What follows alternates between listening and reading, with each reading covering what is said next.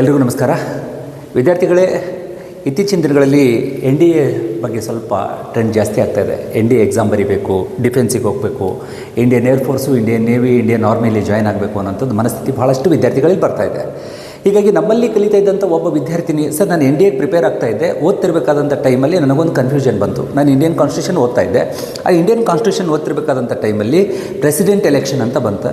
ಆ ಪ್ರೆಸಿಡೆಂಟ್ ಎಲೆಕ್ಷನ್ನಲ್ಲಿ ಮತದಾನ ನಾವು ಯಾಕೆ ಮಾಡಲ್ಲ ಅನ್ನೋಂಥದ್ದು ಒಂದು ಪ್ರಶ್ನೆ ನನಗೆ ಮೂಡ್ತು. ಅದರ ನಂತರದಲ್ಲಿ MLAಗಳು MP ಗಳೇ ಯಾಕೆ ವೋಟ್ ಮಾಡ್ತಾರೆ ಅನ್ನುವಂಥದ್ದು ಕೂಡ ಬಂತು.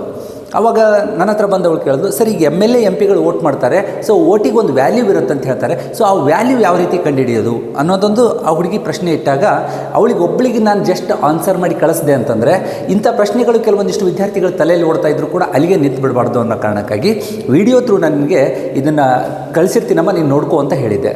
ಸೊ ಇಲ್ಲಿ ಅವಳಿಗೆ ಮಾತ್ರ ಅಲ್ಲ, ಇದು NDA ಓದುವಂಥ ವಿದ್ಯಾರ್ಥಿಗಳಿಗೆ ಅಥವಾ ಕಾಂಪಿಟೇಟಿವ್ ಎಕ್ಸಾಮ್ಸ್ ಯಾರು ಓದ್ತಾ ಇದ್ದೀರಿ, ಅದು KS ಆಗಿರ್ಬೋದು, PSI ಆಗಿರ್ಬೋದು, SDA FD ಆಗಿರ್ಬೋದು, ಕಾನ್ಸ್ಟೇಬಲ್ ಆಗಿರ್ಬೋದು, ಯಾವುದೇ ರೀತಿಯ ಕಾಂಪಿಟೇಟಿವ್ ಎಕ್ಸಾಮ್ನಲ್ಲಿ ಇಂಡಿಯನ್ ಕಾನ್ಸ್ಟಿಟ್ಯೂಷನಲ್ಲಿ ಕೇಳುವಂಥ ಒಂದಷ್ಟು ಪ್ರಶ್ನೆಗಳ ಸಾಲಿನಲ್ಲಿ ಇದು ಕೂಡ ಬಂದು. ಸೊ ಹಂಗೆ ನೋಡ್ಲಾಗಿ ಇಲ್ಲಿ ರಾಷ್ಟ್ರಪತಿ ಚುನಾವಣೆಯಲ್ಲಿ ಮತದಾನ ಮಾಡುವಂಥದ್ದು ಒಂದು ಟೀಮ್ ಇದೆ. ನಾವುಗಳ ಮತದಾನ ಮಾಡಲ್ಲ, ಯಾಕಂದರೆ ನಮಗೆ ಅವಕಾಶ ಕೊಟ್ಟಿರೋದು ನೇರವಾಗಿ 18 ತುಂಬಿದ ಮತ್ತು 18 ವರ್ಷದ ನಂತರದ ಪ್ರತಿಯೊಬ್ಬ ಭಾರತೀಯನೂ ಕೂಡ ಮತದಾನ ಮಾಡುವಂಥ ಅವಕಾಶ ಭಾರತ ಸಂವಿಧಾನದಲ್ಲಿ ನಮಗೆ ನೀಡಿದ್ದಾರೆ. ಸೊ ನಾವು MLAಗಳನ್ನು ಆಯ್ಕೆ ಮಾಡ್ತೀವಿ, MP ಗಳನ್ನು ಆಯ್ಕೆ ಮಾಡ್ತೀವಿ. ಅದರಲ್ಲಿ ಕೂಡ ಏನಪ್ಪ ಅಂದರೆ ಲೋಕಸಭೆ MP ಗಳನ್ನು ನಾವು ಆಯ್ಕೆ ಮಾಡ್ತೀವಿ, ಹೊರತು ರಾಜ್ಯಸಭೆಯವ್ರನ್ನ ನಾವು ನೇರವಾಗಿ ಆಯ್ಕೆ ಮಾಡಲ್ಲ. ಆದರೆ ಚುನಾವಣೆ, ಅದು ರಾಷ್ಟ್ರಪತಿ ಚುನಾವಣೆ, ಪ್ರೆಸಿಡೆಂಟ್ ಆಫ್ ಇಂಡಿಯಾ ಚುನಾವಣೆ ಅಂತ ಬಂದಾಗ ನಾವು ವೋಟ್ ಮಾಡಲ್ಲ, MLAಗಳು MP ಗಳು ವೋಟ್ ಮಾಡ್ತಾರೆ. ಯಾಕೆ ವೋಟ್ ಮಾಡ್ತಾರೆ ಅಂತಂದರೆ, ಇಲ್ಲಿ ಒಂದು ನಮ್ಮದು ಎಲೆಕ್ಟ್ರಲ್ ಸಿಸ್ಟಮ್ ಅಂತ ನಾವು ನೋಡಿದಾಗ ಎಲೆಕ್ಷನ್ ಯಾವ ಥರ ನಡೀತೈತೆ ಅಂದರೆ, ಇಲ್ಲೊಂದು ಬರುತ್ತೆ ಚುನಾವಣಾ, ನಾವೇನು ನೋಡ್ಕೊತೀವಿ ಅಂತಂದರೆ ಇಲ್ಲಿ ಚುನಾವಣಾ college. So electoral system, electoral college ಅಂತ ಕರಿತೀವಿ. ಎಲೆಕ್ಟ್ರಲ್ ಕಾಲೇಜಲ್ಲಿ ಯಾರ್ಯಾರು ಬರ್ತಾರೆ ಅಂತ ನಾವು ನೋಡಿದಾಗ, ಒಂದು ಕಡೆ ಏನಪ್ಪ ಅಂತಾರೆ ಎಲ್ಲ ರಾಜ್ಯಗಳ MP ಗಳು ಅಂತ, ರಾಜ್ಯಗಳ MLAಗಳು. ಇನ್ನೊಂದು ಕಡೆ ಏನಪ್ಪ ಅಂತಂದರೆ ಕೇಂದ್ರದಲ್ಲಿ ಲೆಕ್ಕ ಹಿಡಿದಾಗ ಕೇಂದ್ರದ MP ಗಳು ಅಂತ ಕರಿತೀವಿ. ಮೆಂಬರ್ ಆಫ್ ಪಾರ್ಲಿಮೆಂಟ್ನ ಪ್ರತಿಯೊಬ್ಬ ಸದಸ್ಯರು ಮತದಾನ ಮಾಡ್ತಾನೆ. ಸೊ ಇದೆಲ್ಲವನ್ನು ಕೂಡಿದ್ದನ್ನು ಏನಂತ ಕರೆದ್ವಿ ನಾವು, ಚುನಾವಣಾ ಕಾಲೇಜು ಅಥವಾ ಎಲೆಕ್ಟ್ರಲ್ ಕಾಲೇಜ್ ಅಂತ ಕರೆದ್ವಿ. ಸೊ ಅಂದಮೇಲೆ ಸರ್ ಇಲ್ಲಿ ವೋಟ್ ಮಾಡೋರು ಯಾರು, ಯಾವ ರಾಜ್ಯದ MLAಗಳು ಮಾಡ್ತಾರೆ? ನಾನು ಆಲ್ರೆಡಿ ಹೇಳಿಬಿಟ್ಟಿದ್ದೀನಿ ನಿಮಗೆ, ಎಲ್ಲ ರಾಜ್ಯದ MLAಗಳು ಮಾಡ್ತಾರೆ. ಸೊ ನೆನಪಿರಲಿ, ಇಲ್ಲಿ ನಮ್ಮಲ್ಲಿ ಒಂದು ಆಪ್ಷನ್ ಇದೆ. ಏನು ಆಪ್ಷನ್ ಬರುತ್ತಪ್ಪ ಅಂತಂದರೆ, ಈಗ ಒಂದೊಂದು ರಾಜ್ಯಗಳಿಗೆ ವಿಧಾನಸಭೆ ಇದೆ, ಒಂದೊಂದು ರಾಜ್ಯಗಳಲ್ಲಿ ವಿಧಾನ ಪರಿಷತ್ತು ಕೂಡ ಇದೆ, ಹೌದಾ? 6 ರಾಜ್ಯಗಳಲ್ಲಿರುವಂಥ ವಿಧಾನ ಪರಿಷತ್ನವರು ಮತದಾನ ಮಾಡಲ್ಲ, ಯಾಕಂದರೆ ವಿಧಾನ ಪರಿಷತ್ತು ಎಲ್ಲ ರಾಜ್ಯಗಳಲ್ಲಿ ಇಲ್ಲ. ಆದರೆ ವಿಧಾನಸಭೆ ಪ್ರತಿಯೊಂದು ರಾಜ್ಯಗಳಲ್ಲಿ ಇದೆ. ಆ ಪ್ರತಿಯೊಂದು ರಾಜ್ಯದ ವಿಧಾನಸಭೆಯ ಸದಸ್ಯರುಗಳು ಮತದಾನ ಮಾಡುವಂಥ ಅವಕಾಶವನ್ನು ಪಡೆದುಕೊಂಡಿರ್ತಾರೆ, ವಿಧಾನ ಪರಿಷತ್ ಸದಸ್ಯರಿಗೆ ಇರಲ್ಲ. ಸೊ ಹಂಗಂದಾಗ ಸರ್ ಇಲ್ಲಿ ವೋಟ್ ಮಾಡ್ತಾರೆ ಅಂತ ಹೇಳಿದ್ರಿ, ವೋಟ್ ಮಾಡ್ತಾರೆ ಅಂತ ಹೇಳಿದಾಗ ಯಾವ ರೀತಿಯಾಗಿರುತ್ತೆ ಅನ್ನೋದಕ್ಕೆ ಇಲ್ಲೊಂದು ಚಾರ್ಟ್ ಇದೆ ನಿಮಗೆ. ಈ ಚಾರ್ಟ್ ಮುಖಾಂತರ ನಾವು ಒಂದಿಷ್ಟು ನೋಡಬೇಕು ಅಂತ ಹೊರಟ್ರೆ, ಓಕೆ, ಇಲ್ಲಿ ನೋಡಿ, value of MLA and MPs ಅಂತಿದೆ. MLA ಮತ್ತು MP ಗಳದ್ದೇನಪ್ಪ ಅಂತಾರೆ value. The president of India elected indirectly by the elected members of Lok Sabha, Rajya Sabha and the legislative assemblies of state and union territories. The votes of MLAs and MPs do not have equal value ಅಂತ ಇಲ್ಲಿ ಫಸ್ಟ್ನಲ್ಲಿ ಏನಪ್ಪ ಅಂತಂದರೆ ಒಂದಿದೆ. ಅಂದರೆ ಪ್ರತಿಯೊಂದು ರಾಜ್ಯದ ವಿಧಾನಸಭೆಯ ಸದಸ್ಯರು ಮತ್ತು ಲೋಕಸಭೆಯ ಸದಸ್ಯರು ಮತ್ತು ರಾಜ್ಯಸಭೆಯ ಸದಸ್ಯರು ಮತ್ತು ಇನ್ನೊಂದಿದೆ ಇಲ್ಲಿ ಯೂನಿಯನ್ ಟೆರಿಟರೀಸ್ ಅಂತ ಕರಿತೀವಿ ನಾವು, ಕೇಂದ್ರಾಡಳಿತ ಪ್ರದೇಶದಲ್ಲಿ ಎಲ್ಲೆಲ್ಲಿ ವಿಧಾನಸಭೆಗಳಿದೆಯೋ ಅವರೆಲ್ಲರೂ ಕೂಡ ಏನಪ್ಪ ಅಂದರೆ ಮತದಾನ ಮಾಡ್ತಾರೆ. ಆದರೆ ಇಲ್ಲಿ ಒಂದು ವರ್ಡ್ ಏನಿದೆ ಅಂದರೆ, the votes of MLAs and MPs do not have equal value ಅಂತ ಹೇಳ್ತಿದ್ದಾರೆ. ಅಂದರೆ ಪ್ರತಿಯೊಬ್ಬ MLA ಮತದಾನ ಮಾಡಿದ್ರೂ ಕೂಡ ವ್ಯಾಲ್ಯೂ ಲೆಕ್ಕ ಅಂತ ಬಂದರೆ ಪ್ರತಿಯೊಬ್ಬರದ್ದು ವೋಟಿಂಗ್ ವ್ಯಾಲ್ಯೂ ಡಿಫ್ರೆಂಟ್ ಆಗಿರುತ್ತೆ. ಯಾವ ರೀತಿ ಡಿಫ್ರೆಂಟ್ ಆಗಿರುತ್ತೆ ಅಂತ ಇಲ್ಲಿ ಫಸ್ಟ್ ನಾವೇನು ನೋಡೋಣ ಅಂತಂದರೆ, ಒಂದು ಫಾರ್ಮುಲಾ ಇದೆ. ಇಲ್ಲಿ ಫಸ್ಟು MLAಗಳದ್ದು ನೋಡೋಣ. MLAಗಳ ವೋಟಿಂಗ್ ವ್ಯಾಲ್ಯೂ ಅಂತ ನೋಡ್ತೀವಿ. The value of each MLA's vote is not the same. It is calculated on the basis of the population of the state and the number of elected MLAs in the state ಅಂತ ಇದೆ. ಅಂದರೆ ಇದಕ್ಕೆ ನಾವು ಕಂಡುಹಿಡಿಬೇಕು, ಯಾವ ಥರ value ಕಂಡುಹಿಡಿತೀವಿ ಅನ್ನೋದಕ್ಕೊಂದು formula. ಈ ಫಾರ್ಮುಲಾನ ಬಳಸ್ತೀವಿ ಅಂತಂದರೆ, so value of MLA votes. So ಇನ್ನೊಂಚೂರು ಜೂಮ್ ಮಾಡಿದರೆ ಅನುಕೂಲ ಅಂತ ಹೇಳ್ಬಿಟ್ಟು ಅನ್ನಿಸ್ತಾ ಇದೆ. ನಿಮಗೆ ಕ್ಲಾರಿಟಿ ಇದೆಯೋ ಇಲ್ಲೋ ಗೊತ್ತಿಲ್ಲ. ಸೊ ಓಕೆ, ಇನ್ನೊಂಚೂರು ನಿಮಗೆ ಅರ್ಥ ಆಗುತ್ತೇನೋ ಅಂತ. Okay, value of M L A vote equal to population of the state. ಒಂದು ರಾಜ್ಯದ ಒಟ್ಟು ಜನಸಂಖ್ಯೆ ಎಷ್ಟಿದೆಯೋ ಆ ಒಟ್ಟು ಜನಸಂಖ್ಯೆ divided by number of elected M L S into 1000 ಅಂತಿದೆ. ಇಟ್ಟು number of elected M L S into 1000 ಅಂದರೆ ಎಷ್ಟು ಜನ ಎಮ್ ಎಲ್ ಎಗಳಿದ್ದಾರೆ. ಫಾರ್ ಎಕ್ಸಾಂಪಲ್ ಕರ್ನಾಟಕ ಅಂತ ತೊಗೊಂಡು ಅಂದರೆ ಕರ್ನಾಟಕ ರಾಜ್ಯದ ಒಟ್ಟು ಜನಸಂಖ್ಯೆ ಫಾರ್ ಎಕ್ಸಾಂಪಲ್ ಒಂದು 6 ಕೋಟಿ ಚಿಲ್ಲರೆ ಇರ್ಬೋದು. ಸೊ 7 ಕೋಟಿ ಹತ್ರ ಇದೆ. ಅಷ್ಟು ಜನಗಳಿಗೆ ಏನಪ್ಪ ಅಂದರೆ ಎಮ್ ಎಲ್ ಎಗಳಂತ ಬಂದಾಗ 224 ಜನ ಎಮ್ ಎಲ್ ಎಗಳನ್ನು ನಾವು ಆಯ್ಕೆ ಮಾಡ್ತೀವಿ. ಆ 224 ಜನಗಳು ಇಂಟು 1000 ಅಂತ ಲೆಕ್ಕ ಹಿಡಿದಾಗ ಎಷ್ಟು ಬರುತ್ತೆ, ಅದನ್ನು ಪಾಪ್ಯುಲೇಷನ್ ಜೊತೆಯಲ್ಲಿ ನಾವು ಡಿವೈಡ್ ಮಾಡಿದ್ವಿ ಅಂತಂದರೆ ಒಬ್ಬ ಎಮ್ ಎಲ್ ಎ ಹಾಕುವಂಥ ಮತಗಳು ಅಲ್ಲಿ ನಮಗೆ ಅರ್ಥ ಆಗುತ್ತೆ. ಅಂದರೆ value of M L A vote. ಒಬ್ಬ ಎಮ್ ಎಲ್ ಎ ಮತದಾನ ಮಾಡ್ದ ಅಂತಂದರೆ ಕೇವಲ ಅದು ಒಂದು ಮತ ಅಂತ ಆಗಲ್ಲ, ಅದಕ್ಕೊಂದು ವ್ಯಾಲ್ಯೂ ಕ್ರಿಯೇಟ್ ಆಗುತ್ತೆ. ವ್ಯಾಲ್ಯೂ ಕ್ರಿಯೇಟ್ ಆಗಿದ್ದೇನಪ್ಪ ಅಂತಂದರೆ ಇಲ್ಲಿ if the remainder of 500 or more 1 is added to the value ಅಂತಿದೆ. ಅಂದರೆ 500ಗಿಂತ ಹೆಚ್ಚಿಗೆ ಆಯಿತು ಅಂತಂದರೆ ಮತ್ತೊಂದೇನಪ್ಪ ಅಂತಂದರೆ ಆ್ಯಡ್ ಆಗ್ತೈತಿ ಅಂತ ಹೇಳ್ಬಿಟ್ಟು. ಎಕ್ಸಾಂಪಲ್ ಇಲ್ಲಿ ನೋಡಿದೆವು ಅಂತಂದರೆ ಉತ್ತರ ಪ್ರದೇಶದ ಪಾಪ್ಯುಲೇಷನ್ 2011 ಸೆನ್ಸಸ್ ಪ್ರಕಾರ ನಾವು ನೋಡ್ತೀವಿ. ಯಾಕಂದರೆ ಈಗ ಮತ್ತೆ ಸೆನ್ಸಸ್ ಮಾಡ್ತಾ ಇದ್ದಾರೆ. ನೆಕ್ಸ್ಟ್ ಸೆನ್ಸಸ್ ಆದ ನಂತರ ಒರಿಜಿನಾಲಿಟಿ ನಮ್ಗೆ ಗೊತ್ತಾಗುತ್ತೆ. ಈಗ ಆಲ್ರೆಡಿ ಚರ್ಚೆನೂ ಶುರುವಾಗಿದೆ. ಸೆನ್ಸಸ್ ನಾವು ಮಾಡ್ತೀವಿ, ಮಾಡಿದ ನಂತರ ಏನಾಗಬೇಕು, ಈಗ ಜನಸಂಖ್ಯೆ ಆಧಾರಿತವಾಗಿ ಭಾರತ ಸಂವಿಧಾನದಲ್ಲಿ ಏನು ಕೊಡುತ್ತೆ, ಜನಸಂಖ್ಯೆ ಆಧಾರಿತವಾಗಿ ಎಮ್ ಎಲ್ ಎ ಮತ್ತು ಎಂ ಪಿ ಕ್ಷೇತ್ರಗಳನ್ನ ನಾವು ಕೊಡ್ತಿರ್ತೀವಿ. ಸೊ ಇನ್ನು ಒಂದು ವೇಳೆ ಈಗ ಸೆನ್ಸಸ್ ಮುಗೀತು ಅಂತಂದರೆ ಎಷ್ಟು ಪಾಪ್ಯುಲೇಷನ್ ಹೆಚ್ಚಾಗೈತಿ ಅಷ್ಟು ಕ್ಷೇತ್ರಗಳು ಹೆಚ್ಚಾಗಬೇಕಾಗ್ತೈತಿ. ಅದನ್ನೇನಂತ ಕರಿತೀವಿ, ಕ್ಷೇತ್ರ ಪುನರ್ವಿಂಗಡಣಾ ಕಾರ್ಯಕ್ರಮ ಅಂತ ಕರಿತೀವಿ. ಇದು ಭಾರತ ಸಂವಿಧಾನದಲ್ಲಿ ಕೊಟ್ಟಿದ್ದಾರೆ. ಜನಸಂಖ್ಯೆ ಹೆಚ್ಚಾದಂಗೆ ಎಮ್ ಎಲ್ ಎಗಳು ಮತ್ತು ಎಂ ಪಿಗಳ ಸ್ಥಾನಗಳು ಕೂಡ ಹೆಚ್ಚಾಗಬೇಕು ಅಂತ. ಇದಕ್ಕೆ ಕೆಲವೊಂದಿಷ್ಟು ಜನ ವಿರೋಧ ಮಾಡ್ತಿದ್ದಾರೆ, ಕೆಲವೊಂದಿಷ್ಟು ಜನ ಏನಪ್ಪ ಅಂದರೆ ಸಪೋರ್ಟ್ ಮಾಡ್ತಿದ್ದಾರೆ. ಅದ್ರ ಬಗ್ಗೆ ನೆಕ್ಸ್ಟ್ ವಿಡಿಯೋದಲ್ಲಿ ನಾವು ನೋಡೋಣ. ಆದರೆ ಇರಲಿ, ಈಗಿಂದು 2011 ಸೆನ್ಸಸ್ಸನ್ನು ಆಧಾರಿತವಾಗಿ ನೋಡಿದೆ ಅಂದರೆ ಉತ್ತರ ಪ್ರದೇಶದಲ್ಲಿರುವಂಥದ್ದು ಎಷ್ಟಿದೆ ಜನಸಂಖ್ಯೆ ಅನ್ನೋದು ಇಟ್ಕೊಂಡಾಗ ಇಷ್ಟು ಜನಸಂಖ್ಯೆಗೆ ಎಷ್ಟು ಎಣಿಸ್ಕೋತ ಹೋದ್ರೇ ಬಹಳ ಕಷ್ಟ ಆಗಿದೆ. ಆ ಲೆಕ್ಕಕ್ಕೆ ಏನಪ್ಪ ಅಂದರೆ ಉತ್ತರ ಪ್ರದೇಶದ ಜನಸಂಖ್ಯೆ ಇದೆ. ಇಡೀ ಇಂಡಿಯಾದಲ್ಲಿ ಅತಿ ಹೆಚ್ಚು ಜನಸಂಖ್ಯೆ ಇರುವಂಥದ್ದು. ಸೊ ಅದಕ್ಕೆ ಎಮ್ ಎಲ್ ಎಗಳ ಸ್ಥಾನಗಳು ಎಷ್ಟಿದಾವಪ್ಪ ಅಂದರೆ 400 ಎಮ್ ಎಲ್ ಎಗಳೇನಪ್ಪ ಅಂದರೆ ಎಲೆಕ್ಟ್ ಆಗಿ ಹೋಗ್ತಾರೆ. ಒಬ್ಬ ಟೋಟಲ್ ಏನಪ್ಪ ಅಂದರೆ ಇಲ್ಲಿರುವಂತಹ ಒಟ್ಟು ಜನಸಂಖ್ಯೆ ಅದಕ್ಕೆ ಏನಪ್ಪ ಅಂತಂದರೆ ಡಿವೈಡೆಡ್ ಬೈ ನಾವಿಲ್ಲಿ 403 ಇಟ್ಕೊಂಡು ಇಂಟು 1000 ಅಂತ ಮಾಡ್ಲಿಕ್ಕೆ ಹೋದ್ವಿ ಅಂತಂದರೆ ನಮ್ಗೆ ಒಬ್ಬ M L A vote value ಎಷ್ಟು ಸಿಗುತ್ತಪ್ಪ ಅಂದರೆ 208 ಅಂತ ಸಿಗ್ತೀವಿ. ಇದು ಹೈಯೆಸ್ಟ್ ವ್ಯಾಲ್ಯೂ. ಇಡೀ 2011 ಸೆನ್ಸಸ್ಸಿನ ಆಧಾರದ ಮೇಲೆಗೆ ಈಗ ರಾಷ್ಟ್ರಪತಿ ಚುನಾವಣೆಯಲ್ಲಿ ದ್ರೌಪದಿ ಮುರ್ಮು ಅವ್ರದ್ದು ಏನು ಚುನಾವಣೆ ಆಯಿತು, ದ್ರೌಪದಿ ಮುರ್ಮು ಅವರು ಆಯ್ಕೆ ಆದ್ರಲ್ಲ, ಆ ಚುನಾವಣೆಗೆ ಅನುಗುಣವಾಗಿ ನೋಡಿದಾಗ ಹೈಯೆಸ್ಟ್ ವ್ಯಾಲ್ಯೂ ಯಾವುದು ಬಂತು ಅಂತಂದರೆ 208. ಅದು ಉತ್ತರ ಪ್ರದೇಶ. ಕಾರಣ ಉತ್ತರ ಪ್ರದೇಶದಲ್ಲಿ ಜನಸಂಖ್ಯೆ ಜಾಸ್ತಿ ಇದೆ. ಎರಡನೇದಾಗಿ ಉತ್ತರ ಪ್ರದೇಶದಲ್ಲಿ ಜನಸಂಖ್ಯೆ ಜಾಸ್ತಿ ಇರೋದ್ರಿಂದಾಗಿ ಎಮ್ ಎಲ್ ಎಗಳು ಜಾಸ್ತಿ ಇದ್ದಾರೆ. ಸೊ ಎಮ್ ಎಲ್ ಎಗಳ ವೋಟ್ ಅಧಿಕೃತವಾಗಿ ಜಾಸ್ತಿನೇ ಆಗುತ್ತೆ. ಇನ್ನು ಮಹಾರಾಷ್ಟ್ರ ಅದನ್ನು ಬಿಟ್ಟೆ ಅಂತಂದರೆ ತೊಗೊಂಡ್ವಿ ಅಂತಂದರೆ ಮಹಾರಾಷ್ಟ್ರದ ಜನಸಂಖ್ಯೆ ಉತ್ತರ ಪ್ರದೇಶಕ್ಕಿಂತ ಕಡಿಮೆ ಇದೆ. ಸೊ ಇಲ್ಲೇನಿದೆಯಪ್ಪ ಅಂತಂದರೆ 288 ಜನ ಎಮ್ ಎಲ್ ಎಗಳಲ್ಲಿ ಸಿಗ್ತಾರೆ ಮಹಾರಾಷ್ಟ್ರದಲ್ಲಿ. ಆ 288 ಜನಗಳನ್ನು ಇಟ್ಕೊಂಡೇನಪ್ಪ ಅಂತಂದರೆ ಎಮ್ ಎಲ್ ಎದು ವೋಟ್ ವ್ಯಾಲ್ಯೂಸ್ ತೆಗಿಲಿಕ್ಕೆ ಹೋದ್ವಿ ಅಂತ ನಮಗೆ ಎಷ್ಟು ಸಿಗುತ್ತೆ ಅಂತಂದರೆ 194. ಸರಿ, ಹೆಂಗೆ ತೆಗೆದ್ರು ಇದು ವೋಟ್ ವ್ಯಾಲ್ಯೂ ಅಂತಂದರೆ ಆಲ್ರೆಡಿ ನಿಮ್ಗೆ ಹೇಳಿದ್ದೀನಿ, total population of the state divided by number of elected M L S into 1000. ಈ ಫಾರ್ಮುಲಾ ಬಳಸಿಬಿಟ್ಟು ಇವನ್ ಕರ್ನಾಟಕದ್ದು ತಗೊಂಡು ನೀವು ತೆಗೆದ್ರಿ ಅಂತಂದರೆ ಒಬ್ಬ ಎಮ್ ಎಲ್ ಎ ವೋಟಿನ ವ್ಯಾಲ್ಯೂ ಎಷ್ಟಾಗುತ್ತೆ ಅಂತ ಹೇಳ್ಬಿಟ್ಟು ತಿಳಿಯುತ್ತೆ. ಇನ್ನು ಕೊನೆಯದಾಗಿ ಇಲ್ಲೊಂದು ನೋಡೋಣ. ಇಲ್ಲಿ ಸಿಕ್ಕಿಂ ಇದೆ. ಅಂದರೆ ಅತ್ಯಂತ ಕಡಿಮೆ ಜನಸಂಖ್ಯೆ ಇರುವಂಥದ್ದು ಮತ್ತು ಅತ್ಯಂತ ಕಡಿಮೆ ಇರುವಂಥ ಎಮ್ ಎಲ್ ಎಗಳಿರುವಂಥದ್ದು. ಸೊ ಅಲ್ಲಿಗೆ 32 ಜನ ಎಮ್ ಎಲ್ ಎಗಳು ಆಯ್ಕೆ ಆಗ್ತಾರೆ. ಆ 32 ಜನರದ್ದು ಇಟ್ಕೊಂಡು ನೋಡಿದಾಗ ಏನಪ್ಪ ಅಂತಂದರೆ 7 ವೋಟಿಂಗ್ ವ್ಯಾಲ್ಯೂ ಬರ್ತೈತಿ ಅಂತ ಹೇಳ್ಬಿಟ್ಟು ನಾವಿಲ್ಲಿ ನೋಡ್ತೀವಿ. ಸೊ ಇಲ್ಲಿ ಒಟ್ಟುದು ಏನಪ್ಪ ಅಂದರೆ ಡಿಫ್ರೆಂಟ್ ಆಗಿರುವಂಥದ್ದು 28 ರಾಜ್ಯಗಳಿದೆ. 28 ರಾಜ್ಯಗಳಲ್ಲಿ ಬರುವಂತಹ ವೋಟಿಂಗ್ ವ್ಯಾಲ್ಯೂವನ್ನು ನಾವು ಕೌಂಟ್ ಮಾಡ್ಲಿಕ್ಕೆ ಹೋದ್ವಿ ಅಂತಂದರೆ ಪ್ರತಿಯೊಂದು ರಾಜ್ಯದ ವಿಭಿನ್ನವಾಗಿಯೇ ಇರುತ್ತೆ. ಸೊ ಇದು ನಮಗೆ ಎಮ್ ಎಲ್ ಎಗಳದ್ದು ಸಿಕ್ತು. ನೆಕ್ಸ್ಟ್ ಬರೋದೇನಪ್ಪ ಅಂದರೆ ಎಂ ಪಿಗಳು, ಮೆಂಬರ್ ಆಫ್ ಪಾರ್ಲಿಮೆಂಟ್ ಅಂತ ಏನು ಕರಿತೀವಿ. ಅಲ್ಲಿ ಮೆಂಬರ್ ಆಫ್ ಪಾರ್ಲಿಮೆಂಟಲ್ಲಿ 2 ಬರುತ್ತೆ. ಒಂದು ಲೋಕಸಭಾ, ಇನ್ನೊಂದೇನಪ್ಪ ಅಂತಂದರೆ ರಾಜ್ಯಸಭಾ. ಲೋಕಸಭಾ ಮತ್ತು ರಾಜ್ಯಸಭಾ. ಬಟ್ ಇಲ್ಲೇನು ಕಂಡೀಷನ್ ಇದೆ ಅಂತಂದರೆ ಲೋಕಸಭೆಯಲ್ಲಿ ಆಯ್ಕೆಯಾದಂತಹ ಅಂದರೆ ಜನರಿಂದ ಆಯ್ಕೆಯಾದಂತಹ ಅಂದರೆ ಎಲೆಕ್ಟೆಡ್ ಏನಿದ್ದಾರೆ ಅವ್ರು ಮಾತ್ರ ಮತದಾನ ಮಾಡ್ತಾರೆ. ಮೊದಲಿನ ಇಬ್ಬರು ಯಾರು ಬರ್ತಿದ್ರು ಅಂತಂದರೆ ಇಬ್ಬರು ಆಂಗ್ಲೋ ಇಂಡಿಯನ್ ಬರ್ತಿದ್ರು. 2 ಮೆಂಬರ್ಸ್ ಯಾರು ಇರ್ತಿದ್ರು, ಆಂಗ್ಲೋ ಇಂಡಿಯನ್. ಏನು ಆಂಗ್ಲೋ ಇಂಡಿಯನ್ ಅಂತಂದರೆ ಭಾಳಷ್ಟು ಜನಕ್ಕೆ ಇದೊಂದು ಕನ್ಫ್ಯೂಷನ್ ಇದೆ. ನಾನು ಕೇಳಿದೆ ನಮ್ಮಲ್ಲಿ ಸ್ಟೂಡೆಂಟ್ಸ್ಗೆ, ಆಂಗ್ಲೋ ಇಂಡಿಯನ್ ಅಂತ ಬಳಕೆ ಮಾಡ್ತೀವಲ್ಲ, ಆಂಗ್ಲೋ ಇಂಡಿಯನ್ ಅಂದರೆ ಯಾರು ಅಂತೇಳಿ. ಹುಡುಗರಲ್ಲಿ ಕನ್ಫ್ಯೂಷನ್ ಏನಿದೆ ಅಂತಂದರೆ ಆಂಗ್ಲೋ ಇಂಡಿಯನ್ ಅಂತಂದರೆ ಸರ್ NRIಗಳನ್ನೇ ಆಂಗ್ಲೋ ಇಂಡಿಯನ್ ಅಂತ ತಿಳ್ಕೊಂಬಿಟ್ಟಿದ್ದಾರೆ ಅವರು. ನಾನ್ ರೆಸಿಡೆನ್ಷಿಯಲ್ ಇಂಡಿಯನ್ಸ್ ಅಂತ ಏನು ಕರಿತೀವಿ, ನಮ್ಮ ದೇಶದಲ್ಲಿದ್ದ ಬಿಟ್ಟು ಬೇರೆ ದೇಶದಲ್ಲಿ ವಾಸ ಮಾಡ್ತಾ ಇರುವಂಥವ್ರನ್ನ ಆಂಗ್ಲೋ ಇಂಡಿಯನ್ ಅಂತ.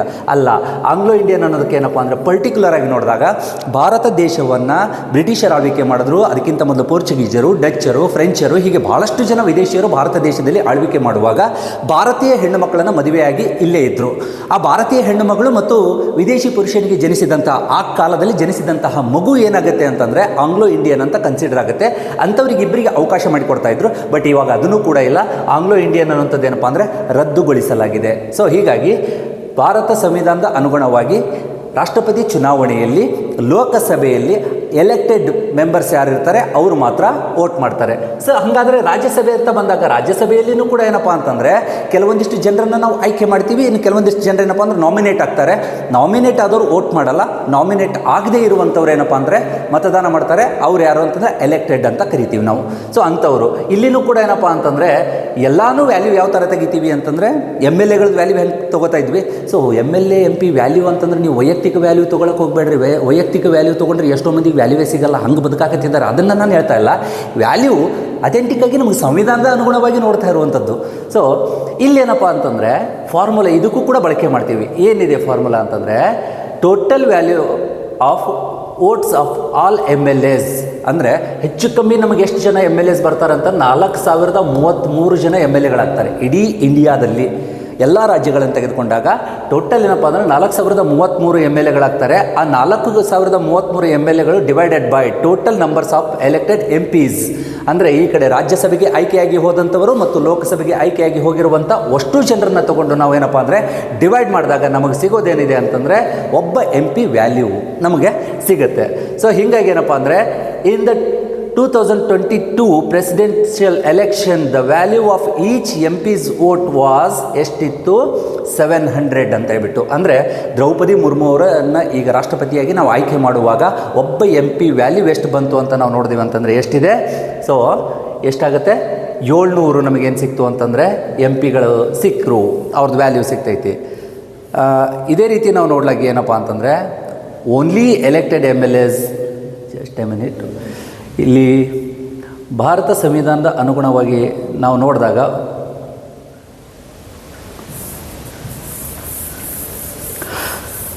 MLA MPsಗಳನ್ನು ನಾವು ಆಯ್ಕೆ ಮಾಡಿರ್ತೀವಿ ಅನ್ನೋ ಕಾರಣಕ್ಕಾಗಿ ನಮ್ಮ ಪ್ರತಿನಿಧಿಗಳಾಗಿ ಹೋದಂಥ ಅವರು ನಾವು ಕೇಳ್ಬೋದು, ಸರ್ ಯಾಕೆ ನಮಗೆ ಡೈರೆಕ್ಟ್ ವೋಟ್ ಮಾಡ್ಲಿಕ್ಕೆ ಅವಕಾಶ ಇಲ್ಲ ಅಂತ ಹೇಳ್ಬಿಟ್ಟು. ಇರುವಂಥ ಎಲ್ಲ ಜನಗಳು ಇಲ್ಲಿ ಪ್ರೆಸಿಡೆಂಟನ್ನು ಆಯ್ಕೆ ಮಾಡ್ಲಿಕ್ಕೆ ನಮ್ಮ ಕೈಯಲ್ಲಿ ಅವಕಾಶ ಕೊಟ್ಟರಪ್ಪ ಅಂತಂದರೆ ನಾವು ಮತ್ತು ಈ ದೇಶದ ಪ್ರಧಾನಿಯನ್ನು ಕೂಡ ನಾವೇ ಆಯ್ಕೆ ಮಾಡ್ತೀವಿ. ಎರಡು ಯಾಕೆ ಬೇಕು? ಈ ಪ್ರಶ್ನೆ ಮೊದಲು ಬಂದಾಗ ಏನು ಮಾಡಿದ್ರು ಅಂತಂದರೆ ಡೈರೆಕ್ಟ್ ಚುನಾವಣೆಯ ಮೂಲಕ ನಾವು ಯಾರನ್ನು ಆಯ್ಕೆ ಮಾಡ್ಲಿಕ್ಕೆ ಅವಕಾಶ ಕೊಟ್ಟರು ಅಂತಂದರೆ ಪ್ರತಿನಿಧಿಗಳನ್ನು, ಅವರ ಮೇಲೆ ನಮ್ಮ ಪ್ರತಿನಿಧಿಗಳು ಆಯ್ಕೆ ಮಾಡಿ ರಾಷ್ಟ್ರಪತಿಯನ್ನು ಆಯ್ಕೆ ಮಾಡ್ತಾರೆ ಅನ್ನೋದನ್ನು ನೋಡ್ತೀವಿ. Only elected MPs and MLAs are initiated to vote. ಬೇರೆ ಯಾರಿಗೆ ಏನಪ್ಪ ಅಂತಾರೆ ಅವಕಾಶ ಇಲ್ಲ ಅಂತ ತೋರಿಸುತ್ತೆ. Nominated members of parliament and legislative assemblies cannot vote. ಆಗಲೇ ಹೇಳಿದ್ದೆ ನಾನು ಯಾರು ಅಂತಂದರೆ ರಾಜ್ಯಸಭೆಗೆ ಆಯ್ಕೆಯಾಗಿ ಹೋಗಿರುವಂಥವ್ರು, ರಾಜ್ಯಸಭೆಗೆ ನಾಮಿನೇಟ್ ಆಗಿ ನೇಮಕಗೊಂಡವರು ರಾಷ್ಟ್ರಪತಿಗಳಿಂದ. ಯಾಕೆ ಸರ್ ಅವರಿಗೂ ಕೊಡ್ಬೋದಾಗಿತ್ತಲ್ರಿ, ಯಾಕೆ ಕೊಡಲ್ಲ? ಅವರಿಗೇನಾದರೂ ನೀವು ಅವಕಾಶ ಮಾಡಿಕೊಟ್ರೆ ಏನಾಗುತ್ತೆ ಗೊತ್ತಾ, ರಾಷ್ಟ್ರಪತಿಗಳಿಂದಲೇ ಅವರು ನಾಮಿನೇಟ್ ಆದಂಥ ಟೈಮಲ್ಲಿ ಅವ್ರು ವಿಚಾರ ಮಾಡ್ತಾರೆ. ರಾಷ್ಟ್ರಪತಿಗಳಿಗೆ ಅವರು ಏನಪ್ಪ ಅಂತಂದರೆ ಗೌರವ ಸಲ್ಲಿಸೋರು, ಹೀಗಾಗಿ ಅವ್ರಿಗೆ ಕೊಡಬೇಕಾಗತ್ತೆ. ಆ ಕಾರಣಕ್ಕೆ ಏನಪ್ಪ ಅಂದರೆ ಅವಕಾಶ ಇಲ್ಲ. The election is held by the professional representation system ಮೂಲಕ ಆಗ್ತೈತಿ. ಇನ್ನು ವೋಟಿಂಗ್ ಹೆಂಗೆ ಆಗ್ತೈತಿ ಅನ್ನೋಂಥದ್ದೊಂದು ಪ್ರಶ್ನೆ ನಮಗೆ ಮೂಡುತ್ತೆ. ಸೊ ವೋಟಿಂಗ್ ಹೆಂಗೆ ಆಗ್ತೈತಿ ಅನ್ನೋಂಥ ಪ್ರಶ್ನೆ ಬಂದಂಥ ಟೈಮಲ್ಲಿ ನಾವಿಲ್ಲಿ ನೋಡ್ಬೋದು.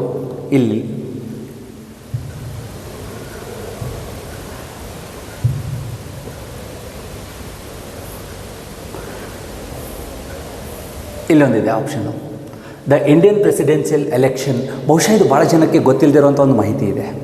ಭಾಳಷ್ಟು ವಿದ್ಯಾರ್ಥಿಗಳಿಗೆ ಗೊತ್ತಿಲ್ಲ. ಸರ್ ಯಾಕೆ ಗೊತ್ತಿಲ್ಲ ಅನ್ನೋದು ನಾನು ನಿಮ್ಗೆ ಹೇಳ್ತೀನಿ. ಯಾಕೆ ಗೊತ್ತಿಲ್ಲ ಅಂತ ಹೇಳ್ಬೇಕಂದ್ರೆ ಇದನ್ನೊಂದು ಸಪ್ರೇಟಾಗಿಯೇ ಹೇಳಿದ್ರೆ ಚೆನ್ನಾಗಿರುತ್ತೆ, ಪಾರ್ಟ್ 2 ಮಾಡ್ಕೊಂಡು ಹೇಳಿದ್ರು ಚೆನ್ನಾಗಿರುತ್ತೆ. ಇಲ್ಲಿ Indian presidential election the colour coded ballot system ಅಂತ ಇದೆ. ಭಾಳ ಜನಕ್ಕೆ ಇದು ಎಷ್ಟೋ ಮಂದಿಗೆ ಗೊತ್ತಿಲ್ಲ. ಚುನಾವಣೆಗೆ, ರಾಷ್ಟ್ರಪತಿ ಚುನಾವಣೆಯಲ್ಲಿ ಆಯ್ಕೆ ಮಾಡೋದು ಒಂದು ನಾವು ಅನುಪಾತೀಯ ಪದ್ಧತಿ ಅಂತ ಹೇಳ್ತೀವಿ. ಪ್ರತಿಯೊಬ್ಬ MLAನೂ ಕೂಡ ಎಷ್ಟು ಜನ ಅಲ್ಲಿ ಎಲೆಕ್ಷನ್ ನಿಂತಿದ್ದಾರೆ ಅಂತ ನೋಡ್ತೀವಿ. ಫಾರ್ ಎಕ್ಸಾಂಪಲ್ಲು A ಅನ್ನೋಂಥವ್ನು ಒಬ್ಬ ನಿಂತಿದ್ದಾನೆ, B ಅನ್ನೋಂಥವ್ನು ಒಬ್ಬ ನಿಂತಿದ್ದಾನೆ, C ಅನ್ನೋಂಥವ್ನು ಒಬ್ಬ ನಿಂತಿದ್ದಾನೆ, D ಅನ್ನೋಂಥವ್ನು ಒಬ್ಬ ನಿಂತಿದ್ದಾನೆ. 4 ಜನ ಇದ್ದಾರೆ. ಸೊ ನಾವು ಚುನಾವಣೆಯಲ್ಲಿ ಮತದಾನ ಮಾಡುವಾಗ MLAಗಳು ಎಷ್ಟು ಜನ ನಿಂತಿದ್ರು ಕೂಡ ನಾವು ಒಬ್ಬನಿಗೆ ಓಟ್ ಹಾಕ್ತೀವಿ. ಅವನು ಕಾಂಗ್ರೆಸ್ ಆಗಿರಲಿ, ಬಿ ಜೆ ಪಿ ಆಗಿರಲಿ, ಆಮ್ ಆದ್ಮಿ ಆಗಿರಲಿ, ಇನ್ಯಾವುದೋ ಆಗಿರಲಿ, ನಾನು ಓಟ್ ಹಾಕೋದು ಕೇವಲ ಒಬ್ಬರಿಗೆ ಮಾತ್ರ, ಒಂದು ಪಕ್ಷಕ್ಕೆ ಓಟ್ ಹಾಕುವಂಥ ಅವಕಾಶ ಇದೆ. ಆದರೆ ಇಲ್ಲಿ MLA ಮತ್ತು MP ಗಳಿಗೆ ಏನಿದೆ ಅಂತಂದರೆ ಇಲ್ಲಿರುವಂಥ 4 ಜನಗಳಿಗೂ ಓಟ್ ಹಾಕಬೇಕು. ಅವರು ಕಂಪಲ್ಸರಿ ಓಟ್ ಹಾಕಬೇಕು. ಇಲ್ಲ ಅಂತಂದರೆ ಅದು ಓಟ್ ಏನಾಗುತ್ತೆ ಅಂತಂದರೆ ವ್ಯಾಲ್ಯೂ ಆಗಲ್ಲ. ಸೊ ಅಂದರೆ ಒಂದೇ ನಾವು ಬರ್ತಾನೆ, ಒಬ್ಬ MLA ಬಂದು ಇವನಿಗೆ ಎ ದವನಿಗೆ ಏನು ಮಾಡ್ತಾನೆ ಅಂದರೆ ಇವನಿಗೆ 2ನೇ ನಂಬರ್ ಇಡ್ತಾನೆ, ಬಿ ದವನಿಗೆ 1ನೇ ನಂಬರ್ ಕೊಡ್ತಾನೆ, ಸಿ ದವನಿಗೆ ಏನು ಮಾಡ್ತಾನಪ್ಪ ಅಂತಂದರೆ 4ನೇ ನಂಬರ್ ಕೊಡ್ತಾನೆ, ಡಿ ದವನಿಗೆ 3ನೇ ನಂಬರ್ ಕೊಡ್ತಾನೆ. ಮತ್ತೊಬ್ಬ MLA ಬರ್ತಾನೆ, ಇವನಿಗೆ 1 ನಂಬರ್ ಕೊಡ್ತಾನೆ, ಇವನಿಗೆ 2 ನಂಬರ್ ಕೊಡ್ತಾನೆ, ಇವನಿಗೆ 3 ನಂಬರ್ ಕೊಡ್ತಾನೆ, ಇವನಿಗೆ 4 ನಂಬರ್ ಕೊಡ್ತಾನೆ. ಇನ್ನೊಬ್ಬನು ಬರ್ತಾನೆ, ಇನ್ನೊಬ್ಬನು ಬಂದು ಏನು ಮಾಡ್ತಾನೆ, ಅವನು ಇಲ್ಲಿ 2 ನಂಬರ್ ಕೊಡ್ತಾನೆ, ಇಲ್ಲಿ 3 ನಂಬರ್ ಕೊಡ್ತಾನೆ, ಇಲ್ಲಿ 4 ಕೊಡ್ತಾನೆ, ಇಲ್ಲಿ 1 ಕೊಡ್ತಾನೆ. ಸೊ ಇಲ್ಲಿ ಬಂದೇನಪ್ಪ ಅಂತಂದರೆ ಮತ್ತೊಬ್ಬನು 1, 2, 3, 4 ಅಂತ ಕೊಟ್ಟ, ಇನ್ನೊಬ್ಬನು ಬಂದು ಮಾಡ್ದ 1, 3, 2, 4 ಅಂತ ಕೊಟ್ಟ. ಸೊ ಅವಾಗ ವೋಟಿಂಗ್ ಆಗುತ್ತಲ್ಲ, ವೋಟ್ ಆದ ನಂತರ ಅದನ್ನು ಎಣಿಕೆ ಆಗುತ್ತೆ.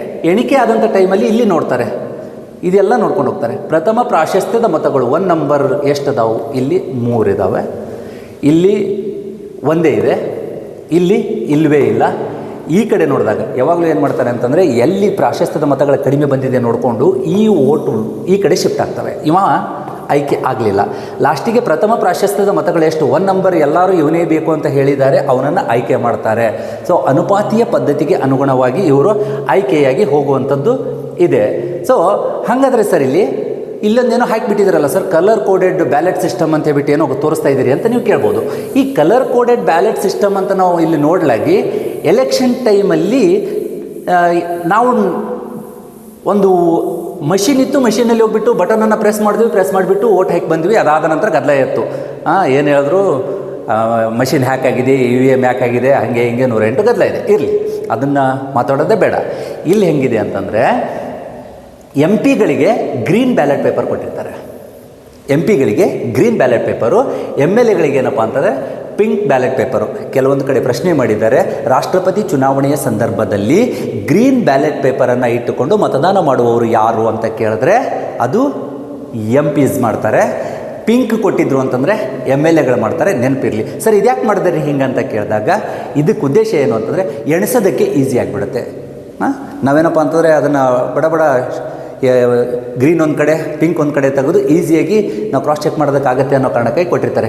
ಇನ್ನೊಂದು ನೆನಪಿರಲಿ, ಇಲ್ಲಿ ವೋಟ್ ಮಾಡುವಂಥ ಸಂದರ್ಭದಲ್ಲಿ the violet ink pen electors must use the EC provided pen with the violet ink valid only with this marking. ನನ್ನ ಬಳಿ ಒಂದು ಚಲೋ ಪೆನ್ ಇದೆ ಸರ್, ಪಾರ್ಕರ್ ಪೆನ್ ಐತಿ, ನಾನು ಒಂದು 10,000 ರೂಪಾಯಿ ಪೆನ್ ಇಟ್ಕೊಂಡಿದ್ದೀನಿ ಕಿಶಾದಾಗ, ನಾನು 10,000 ರೂಪಾಯಿ ಪೆನ್ನಿಂದ ಹೋಗಿ ನಾನು ವೋಟ್ ಮಾಡ್ತೀನಿ ಅಂದ್ರೂ ಇಲ್ಲ. ಇಲ್ಲೇನಿದೆ ಅಂತಂದರೆ ಹೇಳ್ತಾ ಇದ್ದೀವಿ, EC ಮೀನ್ಸ್ ಎಲೆಕ್ಷನ್ ಕಮಿಷನ್ ಕೊಡುವಂತಹ ಪೆನ್ನನ್ನು ತೊಗೊಂಡೋಗಿ ಆ ಪೆನ್ ಮೂಲಕನೇ ಮಾರ್ಕ್ ಮಾಡ್ಲಿಕ್ಕೆ ಅವಕಾಶ ಇದೆ.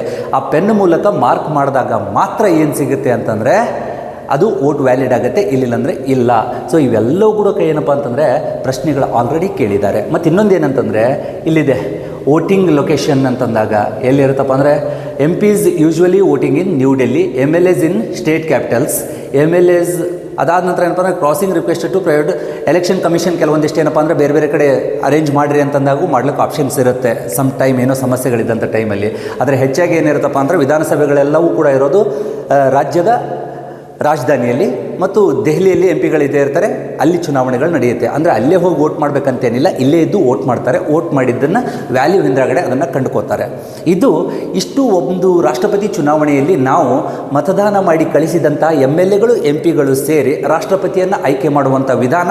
ಆ ಸಂದರ್ಭದಲ್ಲಿ ಅವರಿಗೇನಪ್ಪ ಅಂದರೆ ಕೊಟ್ಟಿರುವಂತಹ ವೋಟಿಂಗ್ ವ್ಯಾಲ್ಯೂ ಅನುಗುಣವಾಗಿ ನೆಕ್ಸ್ಟು ಆಯ್ಕೆ ಆಗೋದು ಯಾರು, ರಾಷ್ಟ್ರಪತಿ ಆಯ್ಕೆ ಆಗ್ತಾರೆ. ಅಂದರೆ ಪ್ರತಿಯೊಬ್ಬ ರಾಷ್ಟ್ರಪತಿಗೂ ನೇರವಾಗಿ ನಾವು ಎಲೆಕ್ಷನ್ನಲ್ಲಿ ವೋಟ್ ಮಾಡಲಿಲ್ಲ ಅಂದರೂ ಕೂಡ ನಮ್ಮ ಪರವಾಗಿ ನಮ್ಮ ಪ್ರತಿನಿಧಿಗಳು ವೋಟ್ ಮಾಡ್ತಾರೆ. ಹೀಗಾಗಿ ಆ ರಾಷ್ಟ್ರಪತಿಗಳು ಸಂವಿಧಾನದ ಮುಖ್ಯಸ್ಥರು ಆಗಿರ್ತಾರೆ, ನಮ್ಮ ಮುಖ್ಯಸ್ಥರು ಕೂಡ ಆಗಿರ್ತಾರೆ. ಅಂದರೆ ಯಾವುದೇ ಒಂದು ಕಾನೂನನ್ನು ರಚನೆ ಮಾಡುವಂಥ ಸಂದರ್ಭದಲ್ಲಿ ಕೇಂದ್ರ ಸರ್ಕಾರ ಎಲ್ಲ ಸೇರಿಬಿಟ್ಟು ರಚನೆ ಮಾಡಿ ಕೊಟ್ಟಿರುವುದನ್ನು ಅಂತಿಮ ಅಂಕಿತ ಹಾಕೋದ್ರ ಮೂಲಕ ಫೈನಲ್ ಮಾಡುವಂಥ ಕೆಲಸ ಯಾರ ಕಡೆ ಕೊಟ್ಟಿದ್ದಾರೆ ಅಂದರೆ ರಾಷ್ಟ್ರಪತಿ ಕಡೆ ಕೊಟ್ಟಿರುವುದರಿಂದಾಗಿ ಇವರನ್ನು ಸರ್ವಶ್ರೇಷ್ಠ ಹುದ್ದೆ ಅಂತ ಕರಿತೀವಿ. ಇದಕ್ಕಿಂತ ದೊಡ್ಡದಾದಂಥ ಹುದ್ದೆ ಭಾರತ ಸಂವಿಧಾನದ ಅನುಗುಣವಾಗಿ ಯಾವುದೂ ಇಲ್ಲ ಅಂತ.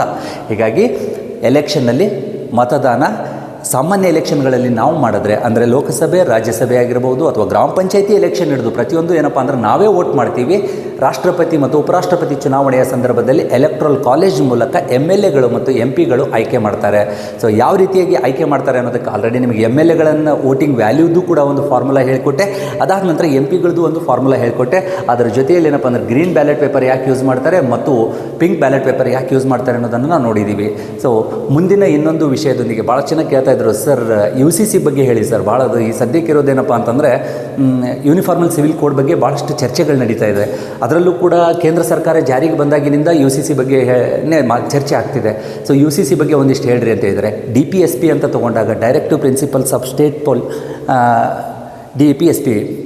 ಸೊ ಅಲ್ಲಿಗೆ ಏನಪ್ಪ ಅಂತಂದರೆ ಬರುವಂಥ ವಿಚಾರಗಳನ್ನು ನಿಮಗೆ ಪ್ರಿನ್ಸಿಪಲ್ಸ್ ಅಂತೇನು ಕರಿತೀವಲ್ಲ ನಾವು, ರಾಜ್ಯ ನೀತಿ ನಿರ್ದೇಶಕ ತತ್ವಗಳು, directive principles of state policy ಅಂತೇನಿದೆ, ಅದನ್ನು ಇಟ್ಕೊಂಡಾಗ ಅಲ್ಲಿ ನಮಗೆ UCC ಬಗ್ಗೆ ಕಾನ್ಸೆಪ್ಟ್ ಬರುತ್ತೆ. ಬಟ್ ಅಲ್ಲಿ ಬ್ರೀಫಾಗಿ ಹೇಳ್ತಾರೆ. ಕಂಪ್ಲೀಟ್ ನಾವು UCC ನೋಡಿದಾಗ ಅದರಲ್ಲಿ ಬರುವಂಥ ಪಾಯಿಂಟ್ ವೈಸ್ ನೆಕ್ಸ್ಟ್ ಕ್ಲಾಸಲ್ಲಿ ನಾವು ನೋಡೋಣ.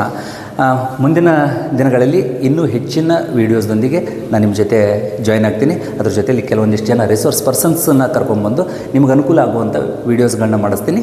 ಅಲ್ಲಿವರೆಗೂ ಚೆನ್ನಾಗಿ ಓದಿ ಅಂತ ಹೇಳ್ತಾ ಆಲ್ ದ ಬೆಸ್ಟ್. ಶುಭ ದಿನ.